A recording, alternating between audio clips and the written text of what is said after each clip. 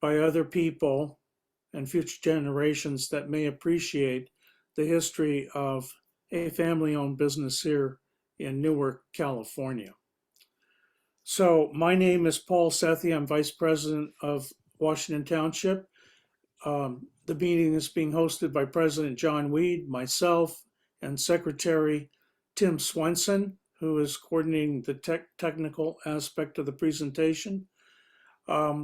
Tim, if you would, we're not going to show the photographs right now. Suzy is going to give a little history on her family, and then we will come back to the photographs after her short presentation. And then we will open up to public comments, and then I have my own series of oral history interview questions that I have prepped Suzy on. And so our special guest this evening is Newark Council member Sucy Callazo, and she is here to share her history of the Mexico Tortilla Factory as described in the newsletter that we sent out to the couple of hundred members of Washington Township Historical Society and the members of the Museum of Local History. So with special honor, I introduce you to the Honorable Sucy Callazo. And so Suzy, if you would give us maybe a 10, 15 minute summary of how your family emigrated to this country and the experience of building a business here. I call it, as I told you from reviewing all of your family materials, one of the quintessential stories of an immigrant family coming to the United States and living out their American dream. And so please share what you can with us. Thank you. Thank you, Paul. Thank you for the invitation. I feel very honored to be able to tell you a little bit about the history, what my parents went through, how we got to where we are today. 1955. Or should I go back a little bit further? Let's go back a little bit further. Let's go back to 1930 when my father was born. He was born a twin. And at this point, my grandmother already had like 9 kids. So she said, I can't handle 2 more babies at one time. She actually gave my dad away to my grandmother or my great grandmother. And his brother, Enrique, and Rogelio. Those are the 2 twins that were born. Enrique passed away a couple of years later from pneumonia. And so my grandmother went and took Rogelio back and brought him back into the home.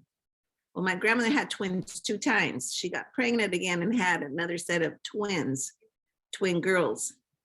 So there was 11 kids in my dad's family. My mom comes from a family of ranchers. My grandfather had a beautiful ranch. They weren't rich, they weren't poor, they were well off. My grandfather had a large ranch. I couldn't tell you how many acres it is. I never really asked. If you wanted to go from one side to the other side, you had to go either on a buggy or a horse.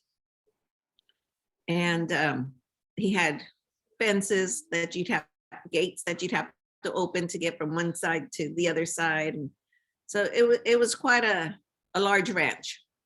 But if he wanted to build a well, he wanted a new windmill, he needed a new fence, he packed up his 7 kids that he had and came to the United States for a season of picking fruits or vegetables, collected all that money and would pay for whatever essential things he wanted for his ranch. And so at that point, my mom already had her passport to come into the United States freely. Well, 1955, my parents marry. 2 months later, my dad decides, they're gonna crossing to the United States. So it was an easy cross because at that time you filled out an application and you got your papers, you got your passport. You were in the United States as a resident. He said he's coming to the United States with a little suitcase and a bride in the other hand. He was coming to buy a living room set for his bride. Before the wedding, he had purchased the bedroom and he had purchased a dining table. They were lacking that the living room set. So they crossed over as soon as he got his green card, his resident card, and came to Utah. Well, Dad was a truck driver in Mexico, so he wasn't used to real hard work. He drove around, unloaded the truck, had help unloading, loaded up the truck again, went on to the next city, loaded, unloaded. And the fields in Utah were not for him. At that time, I think it was beets that they were picking. And so it's, it's with a big old hoe and you're bent over and Dad says, no. I'm taking my wife and I'm moving to LA. So the first couple of years he was in LA, he found a job at a machine shop. He worked there for about 3 years. At that time, my sister Gloria was born. I was born first. Let me tell you that. I'm the eldest. I was born in LA 9 months, 6 days after Mom and Dad were married. My sister Gloria came along 3 years later. And Dad had an accident at work, the machine shop. His middle finger on the right hand was cut off halfway down the finger. And so he was off, I guess it was disability.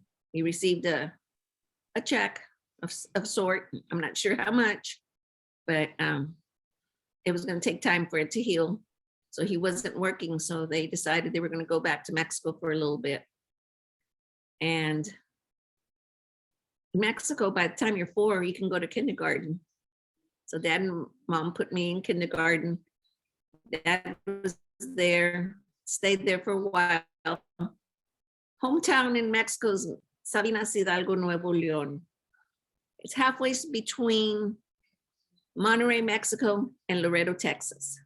So Dad went into Laredo, Texas, found a job, worked for a few months, came back into town and said he was ready to come back to the United States. So packed the bags and loaded up the truck and we moved, not to Beverly Hills, but to the Bay Area. His friends told him, hey, Rogelio, guess what? There's lots of work here in Hayward, Hunt's Cannery. Because you can find a job here, easy, everybody gets hired. Well, Dad came, he went in and applied, but they told him it was seasonal. He says, no, I don't want seasonal work. I want something permanent. He goes, I'm a mechanic by trade. My dad taught me everything I know about mechanics. I'm a truck driver. No, sorry, all we have is seasonal work. So, okay. So he kept looking for work. He found work at Fisher Body in Oakland. At this time, we're living right there in Hayward, right by Sunset High School, in a house that had 2 bedrooms and a living room.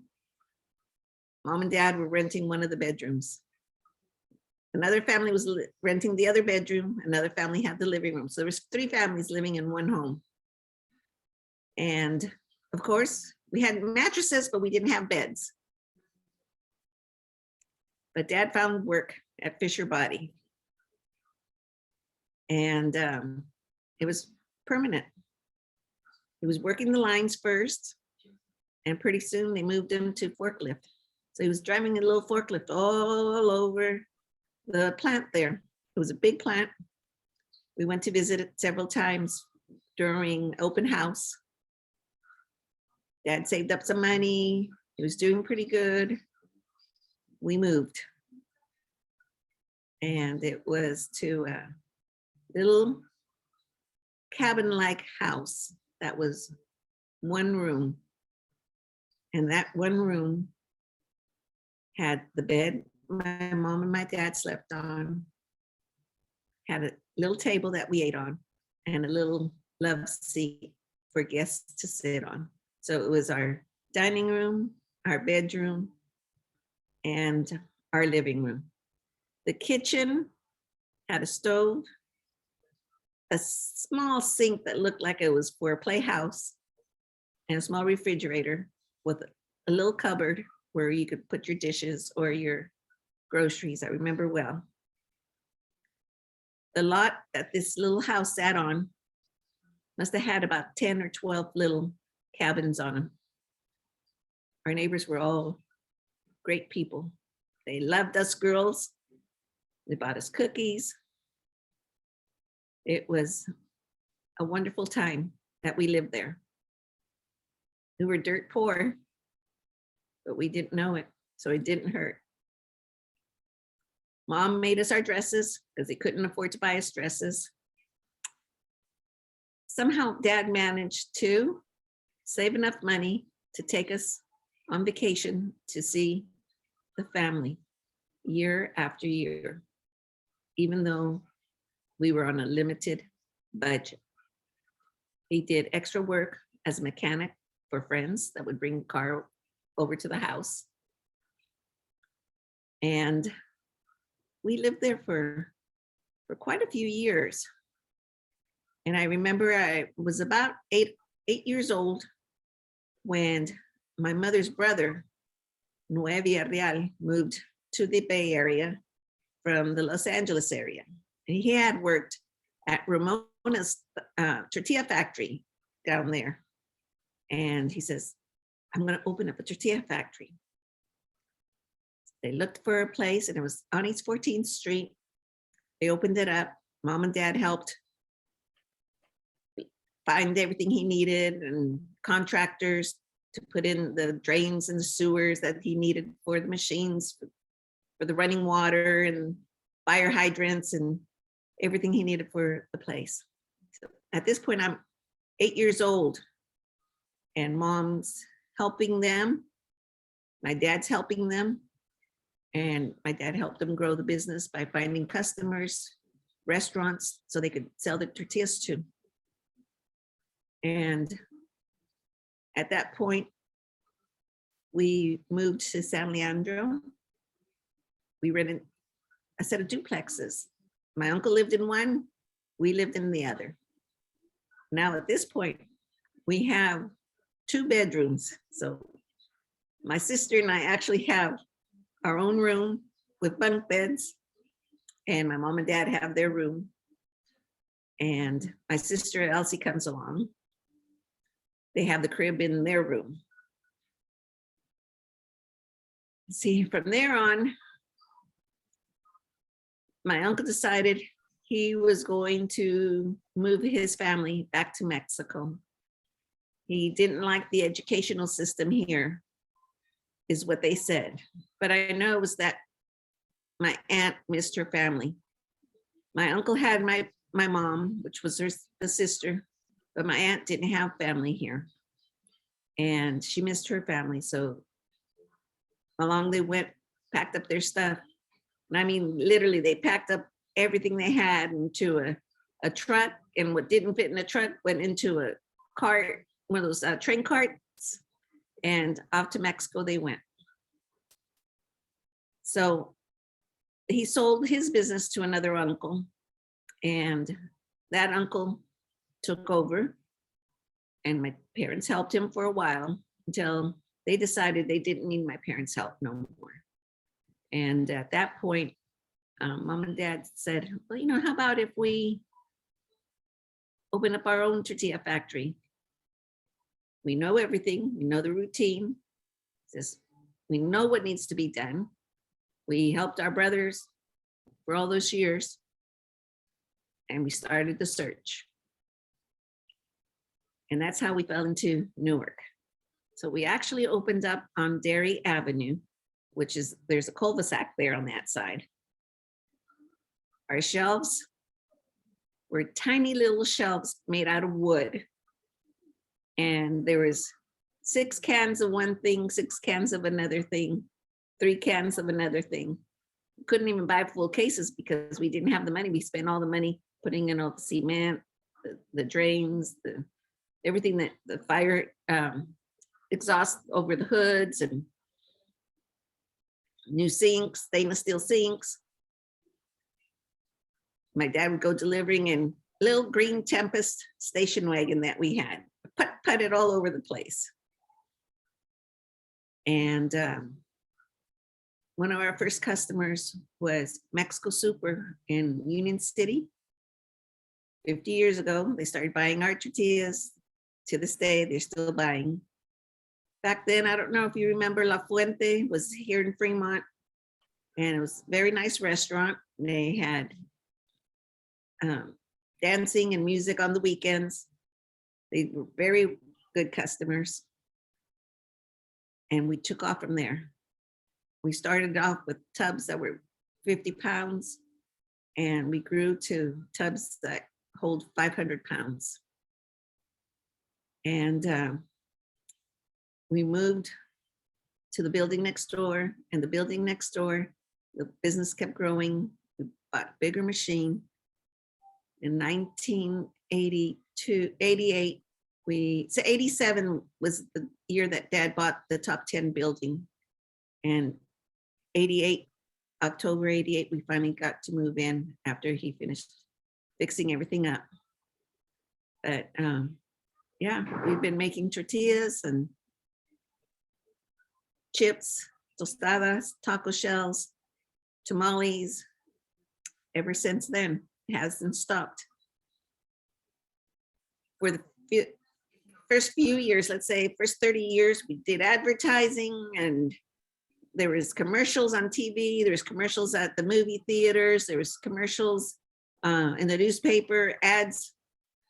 I'm gonna say last 20 years, I don't think we bought a single ad. And it's all word of mouth. And now with internet and all that, that keeps everything going. It's unbelievable. And Dad passed away in 2009. But before he passed, you know, on Sunday dinners, we would close the Tortilla Factory and we'd all get together, and he would tell us stories about how proud he was of what he had accomplished with a 3rd grade education. He says, I crossed into the United States with 1 suitcase and my bride. He goes, even if I had a whole train, I couldn't fit everything that I've accomplished to take back to Mexico with me. He says, this is the American dream. And I hope and I pray that we continue to keep my dad's dream alive. So that's about all I really can say at this point. Start asking my questions. Susie,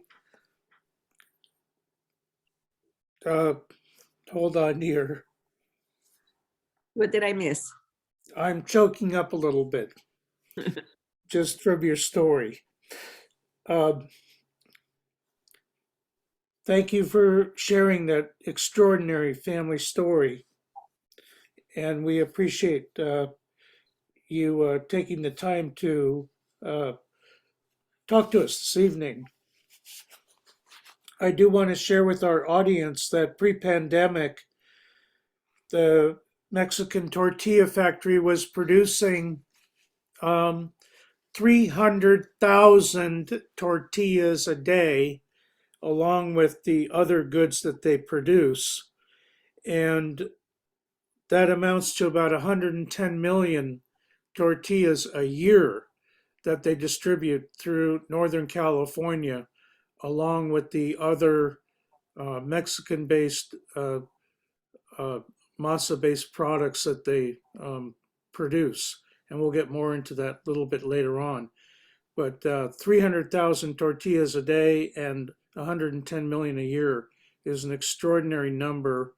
The Mexican Tortilla Factory, based on my research, is one of the largest such based businesses in Northern California, and with a wide distribution network.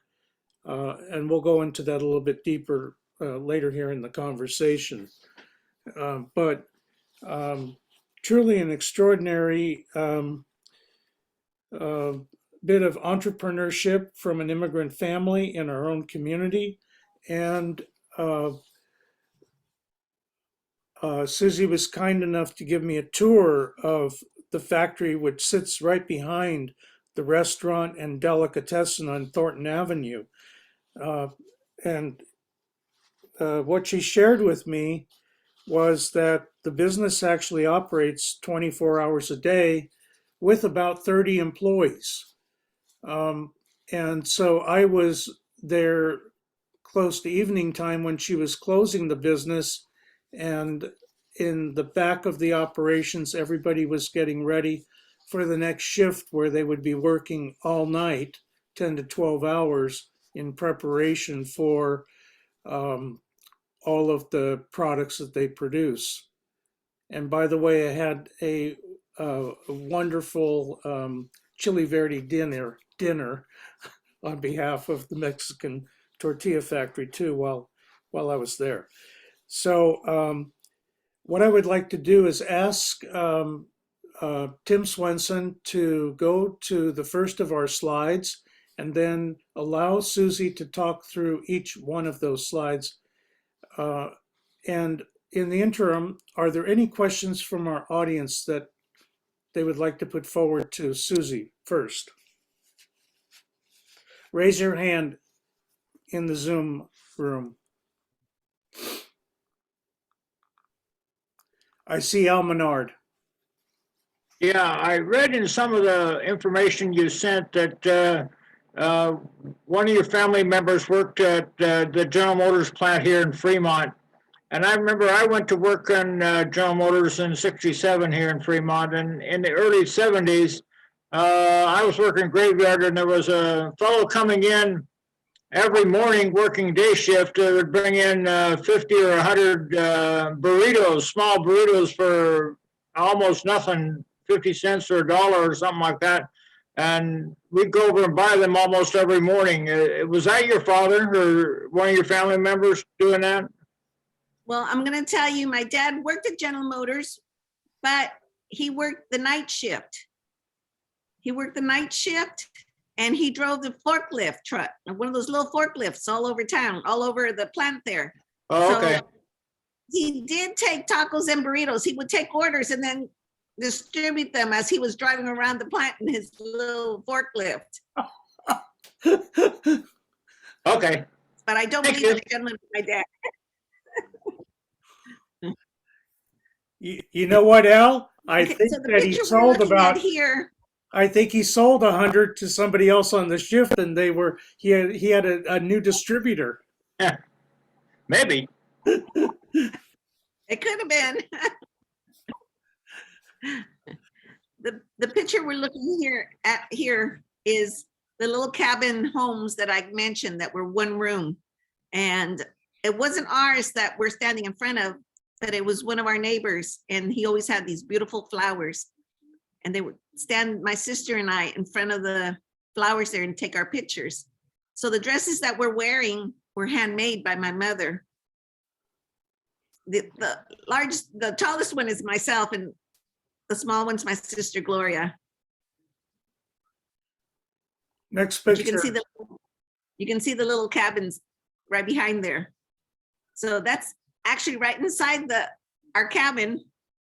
And it was my birthday, and my aunt and uncle with my cousin came to visit from the LA area. So we had 3 more people staying in that one room with us. And my mom made me a cake. I have candles hanging out of it, but you can see we're standing at the table, and you can see the headboard from the bed right behind my sister. So that's how close our dining room table was to my parents' bed. So that's the same apartment. And it's Christmas time. And our tree is in the corner. We're leaning up against the bed, but we have toys. They bought us toys. And my sister and I sharing all our toys there for Christmas. It's Christmas, still the same. Same little cabins. Remember, we didn't know we were poor.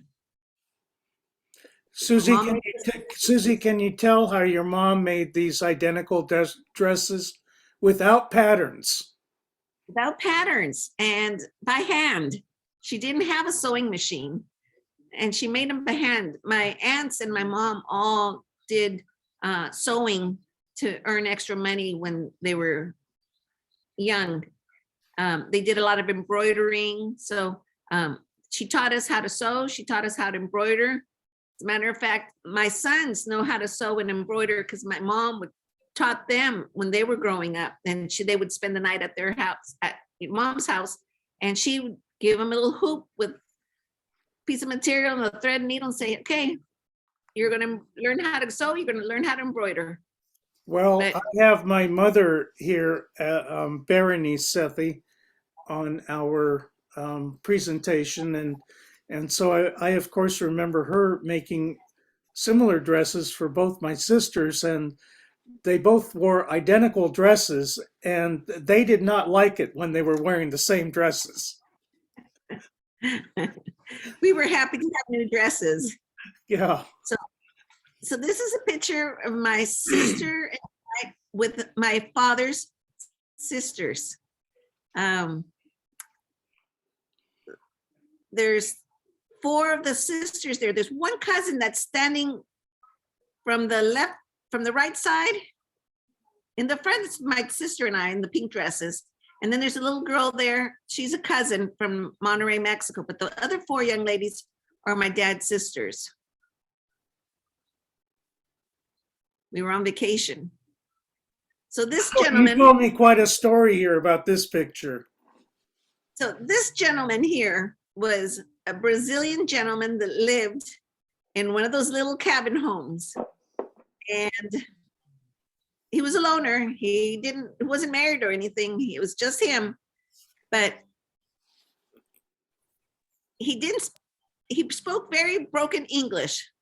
It was mostly Portuguese that he spoke. But my dad understood him very well. And he loved me and my sister. And he's actually the one that took us to our first football game. We lived, these homes were on Rex Road, right off of Foothill Boulevard. And that's where UCLA was. Is that what it was? I think it was. And then they tore it down and they built the Centennial Hall. And now they tore that down. There's something else up there now. But he took us to our first college football game. And he would love to take us. Now, this picture is my youngest sister, Elsie. And this is in front of the original Tortilla Factory, La Mexicana, that was on East 14th Street that my Uncle Noe opened. Elsie looks there about a year and a half or so. So I must have been about 11 at that point there, because there's 10 years difference between us. And so I must have been working. That's Dad on his forklift. Now, I don't know if that's Fisher Body or at the General Motors plant, but that's Dad on his forklift. Okay. The second picture here is the old Tortilla Factory on Sycamore Street. We eventually moved from Dairy Avenue to Sycamore Street. And those, I was behind the counter. So that was 40 years ago. I think my husband and I had just gotten married, and he was helping us out there at the store. That's Dad behind that same counter. Probably before that, because it looks like it was, look at that cash register. It was, it might have even been when he was still working at General Motors. He'd work at General Motors during the night and work the factory in the day. This is the one that started it all in our family. So Uncle Noe, my mom's brother, this is the one that was working at Ramona's Tortilla Factory down in Southern California, and decided he was going to open up here in the Bay Area, and he started everything. Besides my dad opening up and my mom, I had another one of my mom's sisters and her husband that opened up a tortilla factory in Texas. They must have been there for about 10 years, but after 10 years, they pooped out. They said they were tired and sold it. So 3 of the members did the tortilla factories. This is an employee. This is a long time ago. We don't take many pictures inside the factory. For some reason, we took this picture. I don't know what we were taking pictures for, but he is standing by one of the tanks of the corn that he was probably getting ready to either grind. And then on the back wall, that's where the gas lines hook up to cook the corn. So he's in the cooking area and the grinding area.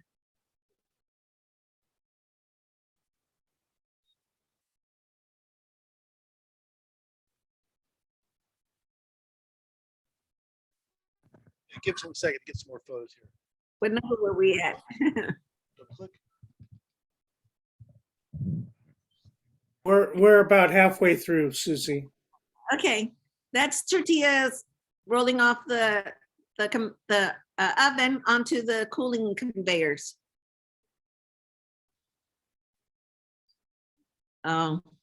This is a trip that Dad took us to Washington, D.C. We went to go visit the Capitol and all the monuments. And we went to New York.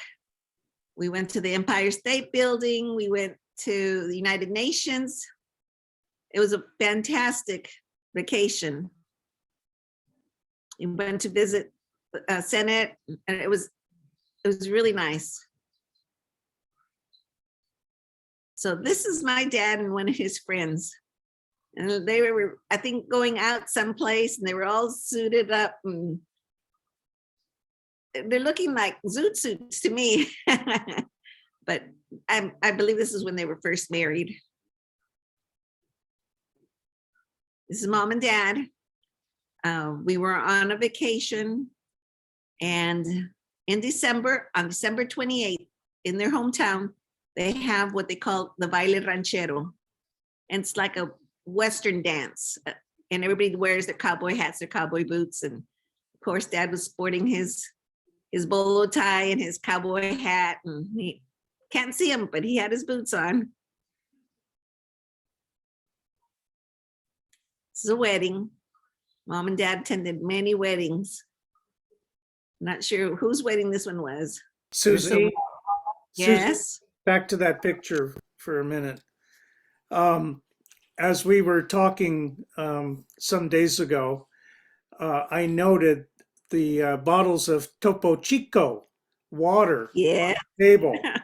And your family comes from the state of Nueva Leon, which Nuevo León.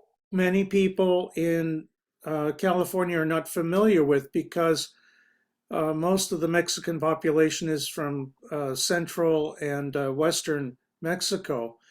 And so I thought, one, I'd like to point out the significance of this water because it comes from near your hometown, near the volcano in Monterrey, Mexico.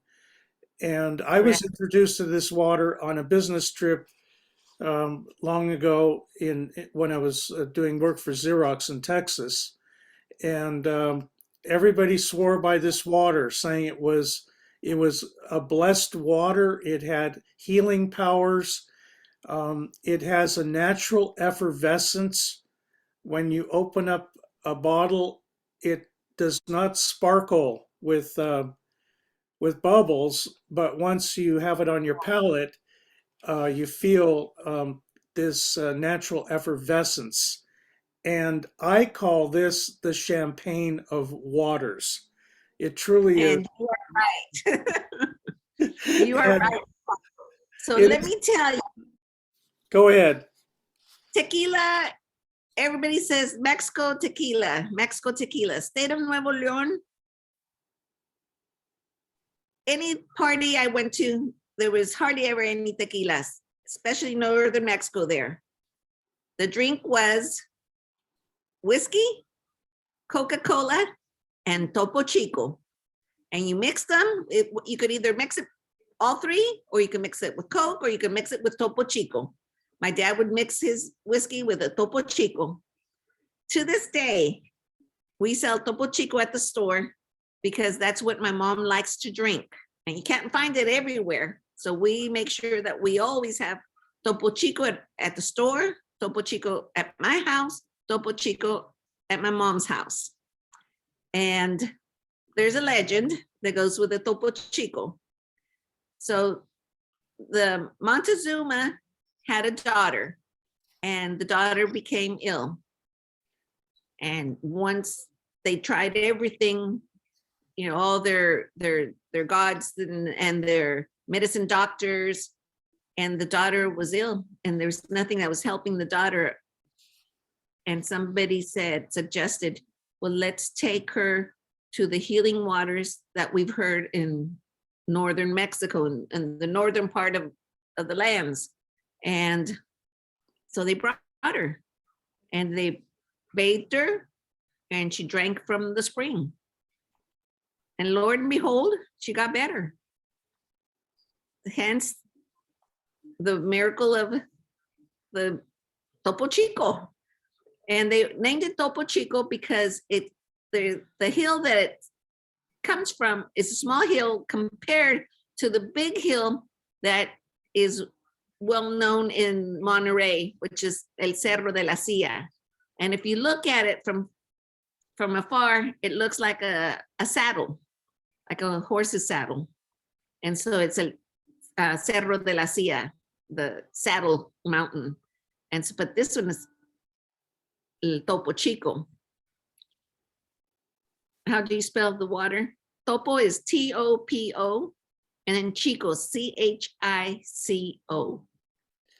And just for those folks who are trying to find it, it's not commonly sold, but you can find it at CVS and a few other locations around Fremont. But it is my favorite bottled water, absolutely. Mine too. So this photograph that you're looking at is my parents' 25th wedding anniversary. The wedding dress that my mother is wearing is the original wedding dress that she was married in. The only thing that we had to do to it was remove some of the lace that was up on the neckline because it had started falling apart. Yeah. But her veil, everything is exactly what she had. Of course, the suit's not my dad's suit. That's the new suit my dad bought. The old suit didn't fit him. But next to my mom is my grandparents, my grandfather Jose, my grandmother Maria Garcia. And on my dad's side is my grandfather Francisco Collazo and my grandmother Maria de Jesus Collazo. So those are my grandparents and my parents there. Yeah. Those are both my grandmothers. My grandmother Collazo came to visit my grandmother Villarreal, and they snapped a picture of them visiting at grandmother Villarreal's house.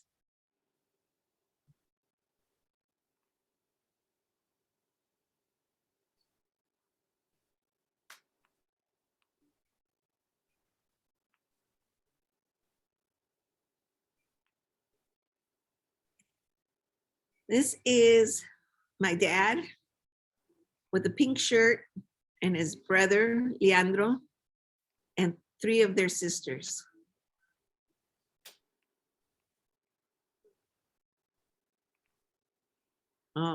This is from a newspaper article. That was a long time ago because it's in the old building. So that was my sister Elsie, her 2 little girls, mom and dad, and I'm standing right next to my mom in that bright pink dress. This was Kenson Shoe gave Mexico Tortilla Factory the Small Business of the Year award. And my mom, my sister Gloria, and I went up to Sacramento, spent the night up there, had dinner, and received this award. We had a tour of the Capitol. It was a very nice event. And let me add, this picture was taken in the assembly room where all of our legislators sit. The podium behind is where the chair or president pro tem sits. At this point, I want to tell you another little story because I forgot to mention that once Dad passed, right after his passing, he was awarded. Would it be awarded? He was Tortilla Hall of Fame. I'm having a senior moment here. He was inducted into the Tortilla Hall of Fame. That's what it was. And I had to give a speech on Dad, and I had to, thank everybody. And it was a fantastic event that my dad didn't get to see, but we do have an award for the induction there to the Tortilla Hall of Fame. Where is that located? I think it's in Las Vegas because the event was in Las Vegas, that was one of the convention centers. There must have been about 2,000 people there. So all the tortilla manufacturers from all over, Canada, Mexico, everybody attended. So it was a big to-do, yeah. Oh, that's Dad. This is a picture that is actually in the Newark's history book. You can see our piñatas in the background and some of our products there. He used to wear this blue lab coat at work. He was so proud. Yeah, my dad.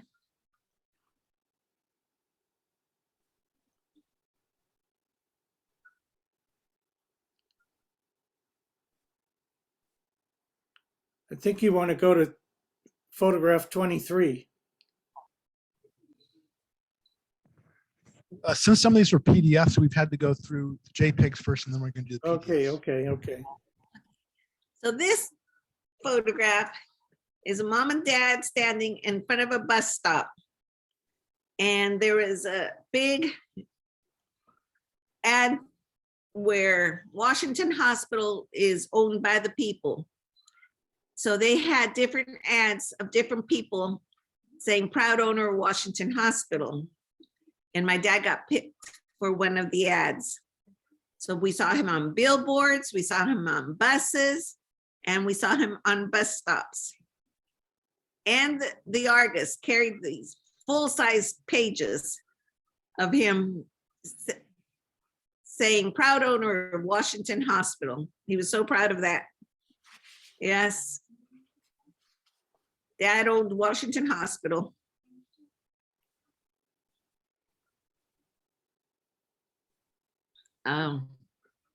So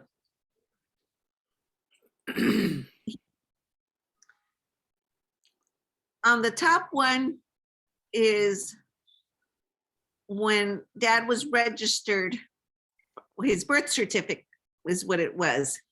He was born August 30th, but they didn't register him till the September 23rd. And the bottom one, I don't know how I got the bottom one because this is the baptismal certificate for his twin brother. So I don't know if somebody else has Dad's and we got switched, but that's their dad's birth certificate and his twin brother's baptismal certificate.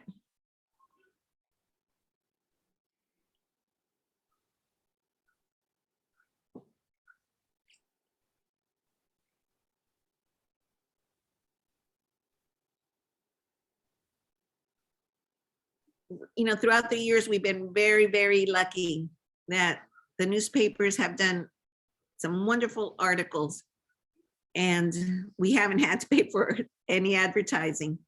But this is one of our employees, Felix Flores, loading the corn masa into the machines. And right where he's loading there, it goes through a couple of rollers. And then on the other side, not on his side, on the front side, there's the cutters that make the different size tortillas. And then it falls onto the conveyor belt to go into the oven. That was in '84, so that's been a while.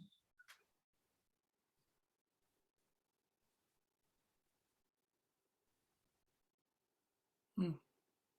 Dad. Next picture.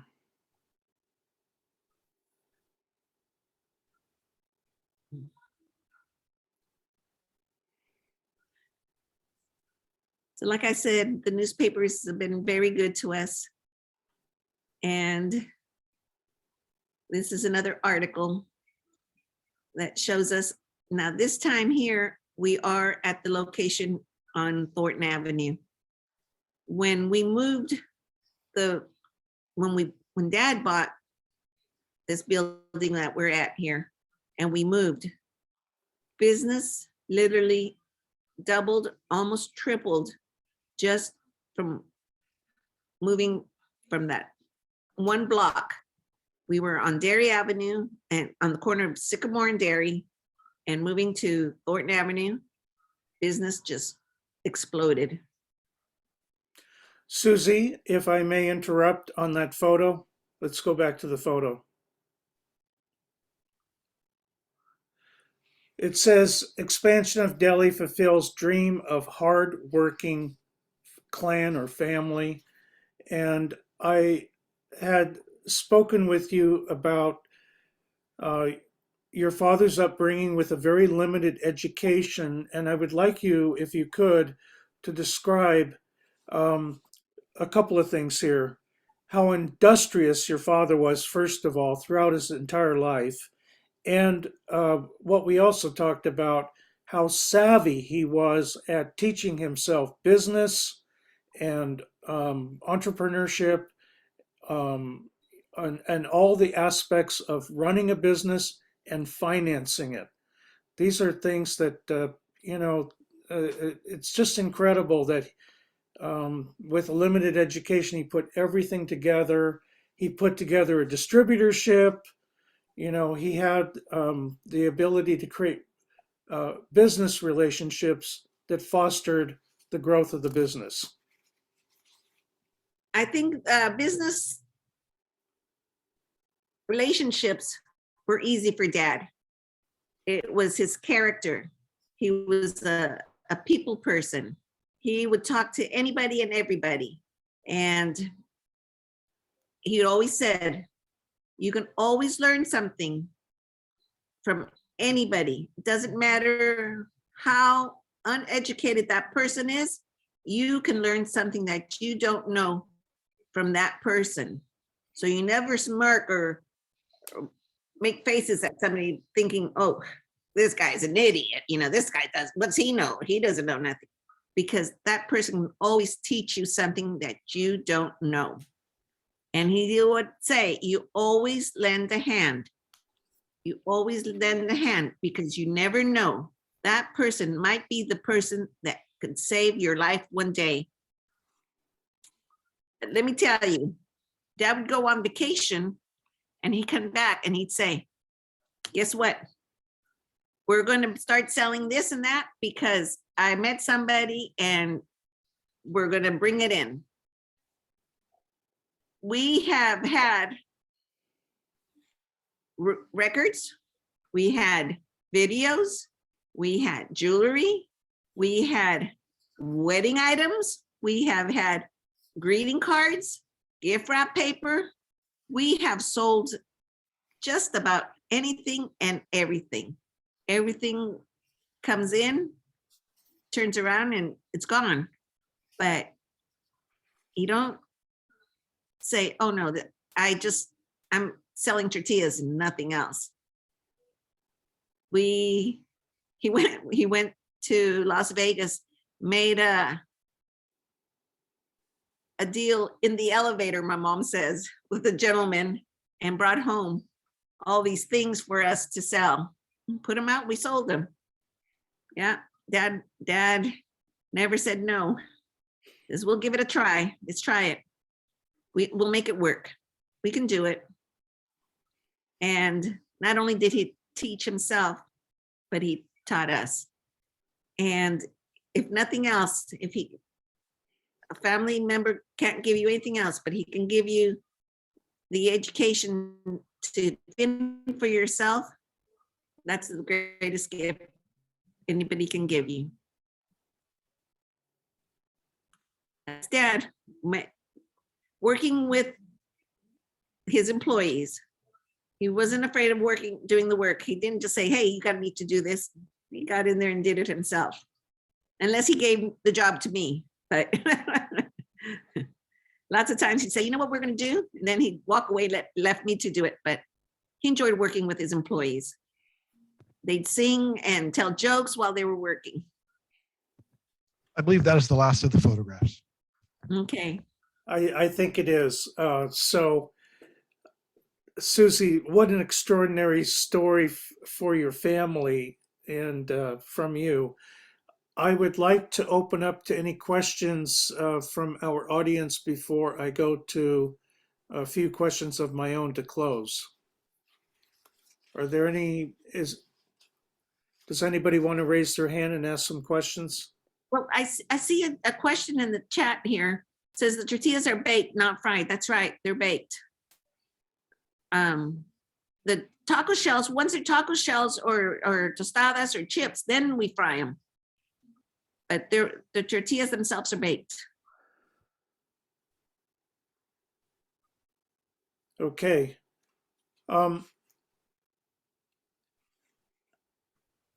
Let me ask a few questions here, if I may, Sucy, and I think we talked about this during our conversations.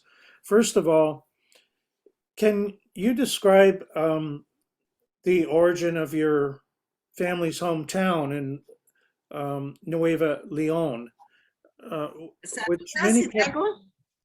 which many Californians are not familiar with, and I don't know many of my own friends over my lifetime that have traveled to that part of Mexico, and I have been in Mexico many times in the interior. Well, if you travel down towards Laredo, Texas, and then down into drive into Mexico, years ago you would have to driven through Sabinas Hidalgo, Nuevo León, because the highway went right through there. A few years back, when they built the new roads, the toll roads, now it goes on the outer skirts, because now they have the toll roads. But years ago, anybody that drove through Laredo, Texas, that was driving into Mexico had to drive through Sabinas. And Sabinas sits in a valley, but with mountains on 3 different sides. When it's lightning, you can hear the lightning echo and echo, let that echo 10 times. When lightning strike, it'll echo 10 times. It's hot during the summer. It could get to 108, 112. It's dry. We have had a lot of the couture dressmakers that would travel to New York. You'd see houses and houses of people sewing because they were going to the fashion shows. in New York. The women there dressed to the T. My grandmother would get mad when she saw us dressed in jeans or shorts. No, you can't go out like that. You're not properly dressed. No, grandma, this is how we dress in California. No. She wanted us in dresses and nylons and heels because that's how the women dressed there, like models. It's size-wise, it's about the size of Newark.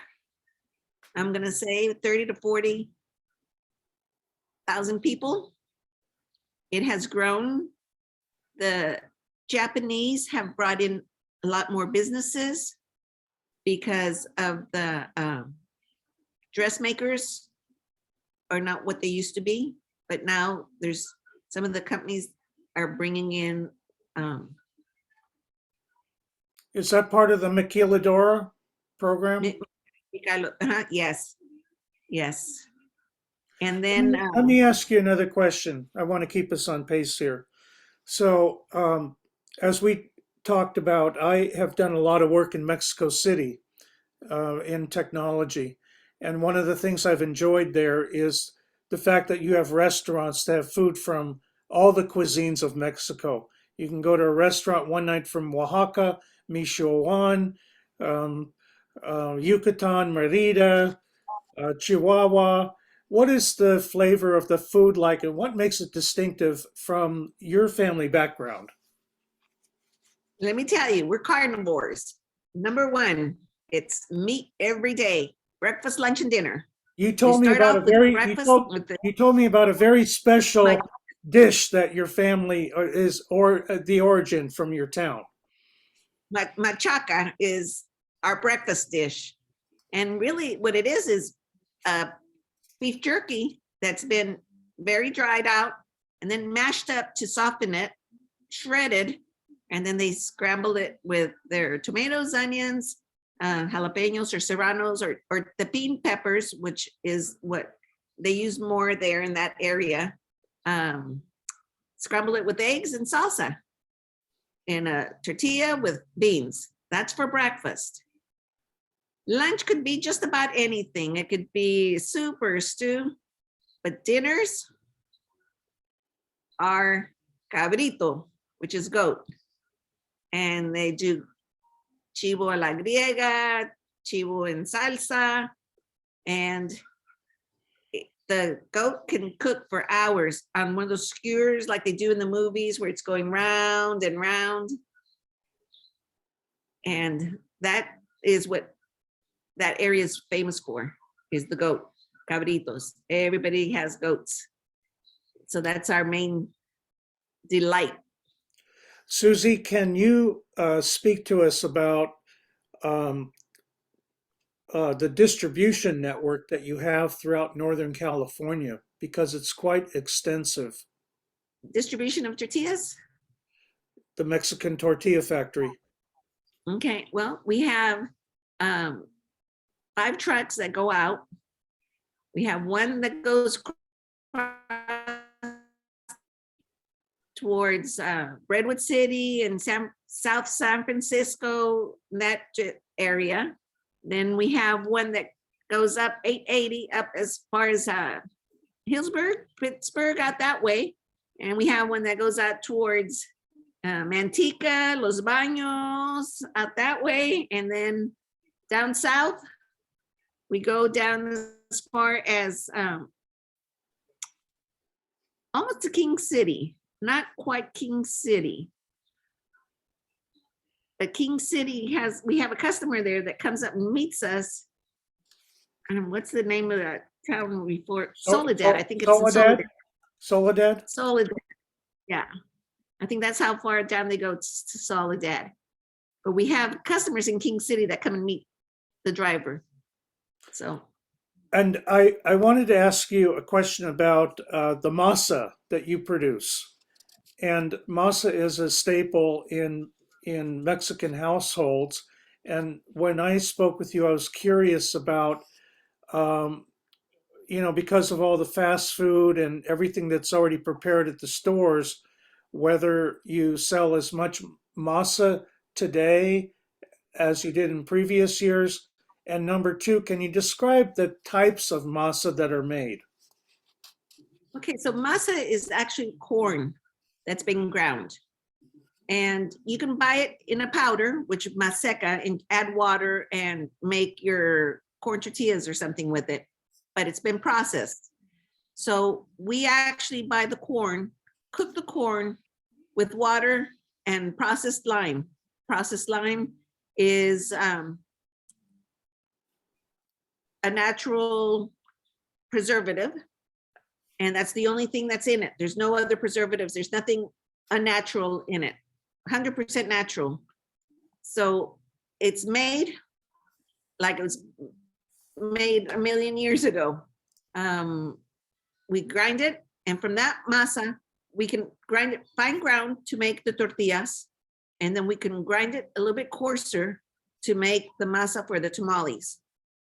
So tamale masa, you can buy it where it's plain, and you take it home and prepare your own.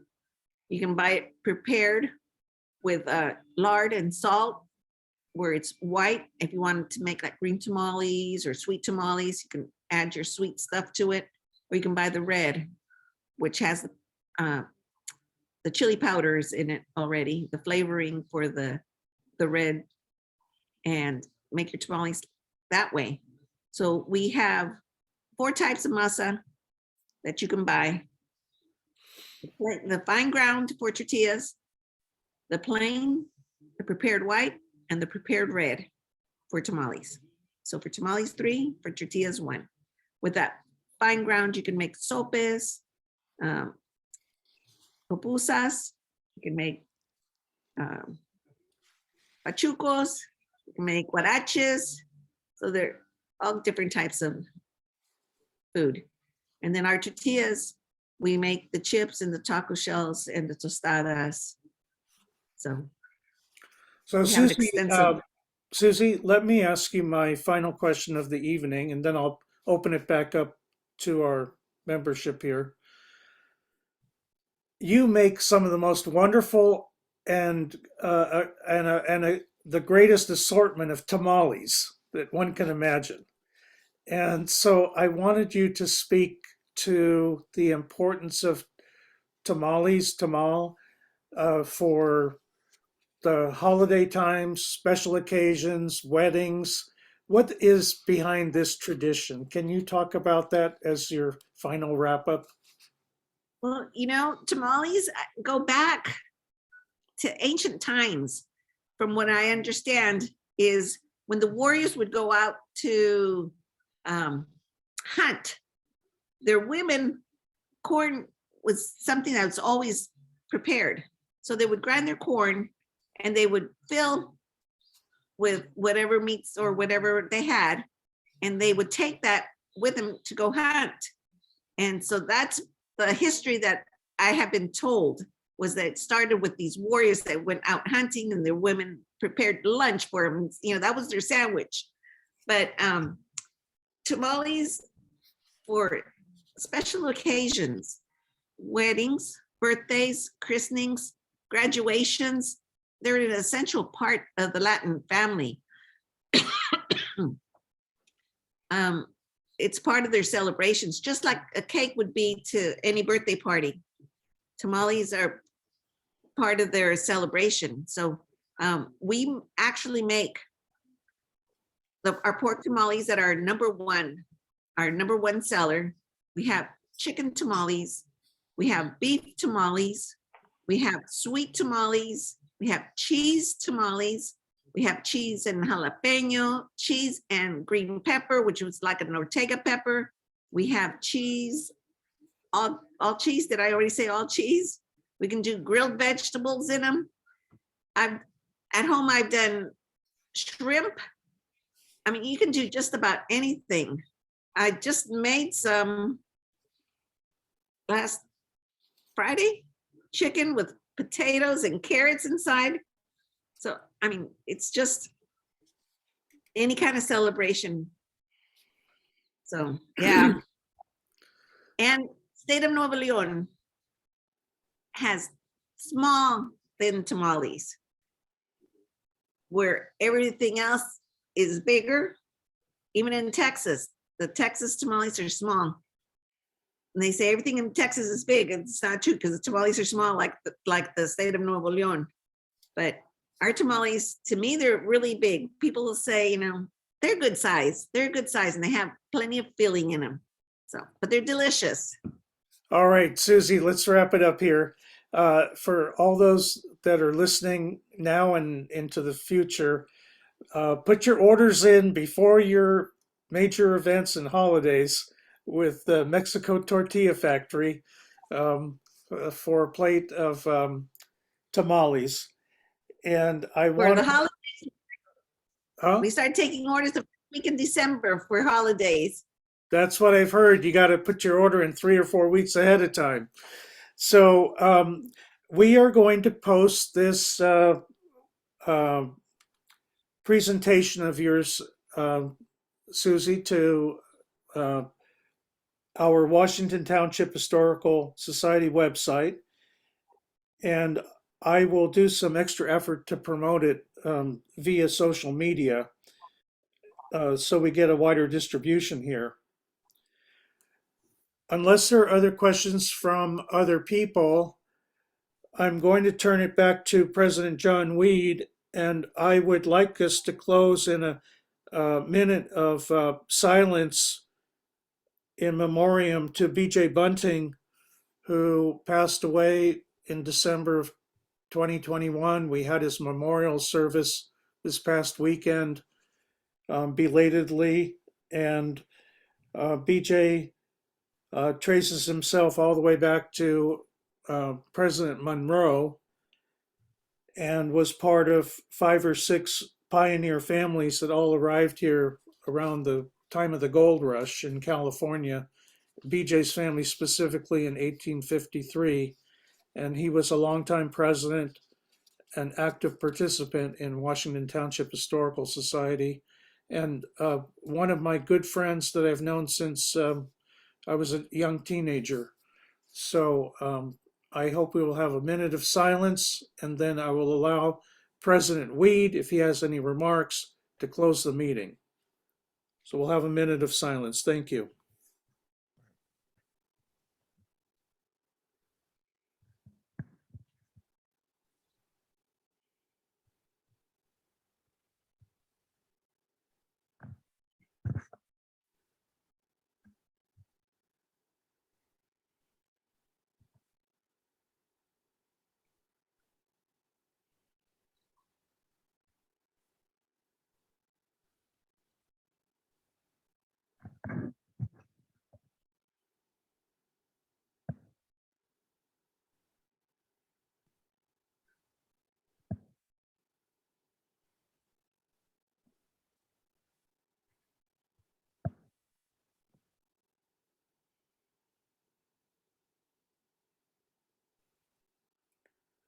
Okay, and for those of you that did not know BJ, he was a week away from being 95 years old when he passed away.